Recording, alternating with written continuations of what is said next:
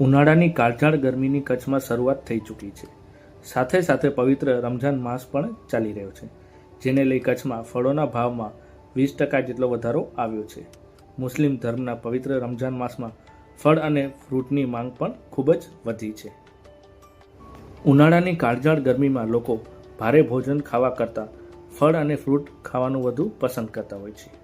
ઉનાળામાં હીટવેવથી બચવા માટે અને ગરમીથી આંશિક રાહત મેળવવા માટે ફ્રૂટનો જ્યુસ વધુ પ્રમાણમાં લોકો પીવે છે, જેના કારણે ફળોની માંગ વધી રહે છે, જેના કારણે પણ ફળ અને ફ્રૂટની કિંમતમાં વધારો થયો છે. મારું નામ કાનજીભાઈ રાઠોડ છે અને અમે ફ્રૂટના વેપારી છીએ.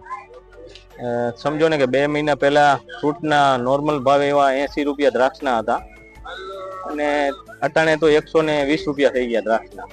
પવિત્ર રમઝાન મહિનો આવી ગયો છે અને કાળઝાળ ગરમીની શરૂઆત થઈ ગઈ, એના કારણે થઈને માલ ઓછો ઉતરવાના કારણે થઈ, ગરમીના કારણે થઈ અને અટાણે ફ્રૂટના ભાવ અટાણે ઊંચા છે. સકરટેટી જે તે વખતે 25-30 રૂપિયા હતી, અટાણે 50 થી 60 રૂપિયા છે. એપલ 170 રૂપિયા છે, જે તે વખતે 100 રૂપિયા જ એપલના હતા.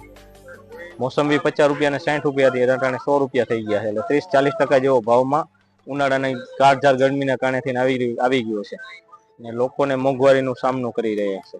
ખાસ કરીને નોર્મલી અત્યારે કયા ફ્રૂટનું વેચાણ વધારે ચાલે છે ગરમીમાં? કયું ફ્રૂટ વધારે? ગરમીમાં તો દ્રાક્ષ અને સકરટેટી ખાસ કરીને વધારે હાલે છે અને મોસંબી અને સંતરા લોકોને જીવન જરૂરી થઈ ગઈ છે.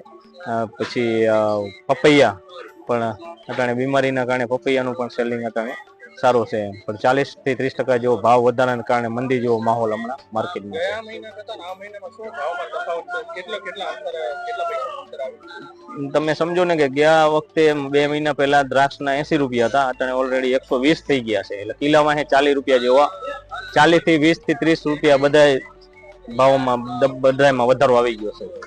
20, 30 ને 40 રૂપિયા જેવો એપલમાં આવી ગયા છે, મોસંબીમાં આવી ગયા, સંતરામાં આવી ગયા, ચીકુમાં આવી ગયા, બધામાં ભાવમાં 20 થી 30 રૂપિયાનો વધારો આવી ગયો. હાલ ઉનાળાની કાળઝાળ ગરમી સાથે પવિત્ર રમઝાન માસ ચાલી રહ્યો છે, ત્યારે રમઝાન માસમાં મુસ્લિમ બિરાદરો શહેરી અને ઇફતારીમાં ફળ ફ્રૂટ વધુ ખાય છે અને ફ્રૂટનો જ્યુસ પણ વધુ માત્રામાં પીવાનું પસંદ કરતા હોય છે. પવિત્ર રમઝાન માસમાં તરબૂચ, સકરટેટી, કેળા, દ્રાક્ષ, દાડમ, ચીકુ સહિત અન્ય ફળોની માંગ સામાન્ય દિવસોની સરખામણીએ વધી જાય છે, જેથી કરીને ભાવમાં પણ વધારો જોવા મળે છે. ફળના વેપારી કાનજી રાઠોડે લોકલ 18 સાથે વાત કરતાં જણાવ્યું હતું કે 1 માસ અગાઉના ભાવમાં અને હાલના ભાવની સરખામણીએ 20%નો વધારો થયો છે. વધુમાં તેમણે જણાવ્યું કે પવિત્ર રમઝાન માસ ચાલી રહ્યું છે, એટલે મુસ્લિમ બિરાદરો ઇફતારી અને શહેરીમાં પણ ફળ વધુ ખાય છે, જેના કારણે પણ ફળોના ભાવમાં વધારો થયો છે. જ્યારે ઉપરથી ફળોનો પૂરતો જથ્થો ન મળવાના કારણે પણ ફળોના ભાવમાં વધારો થયો છે.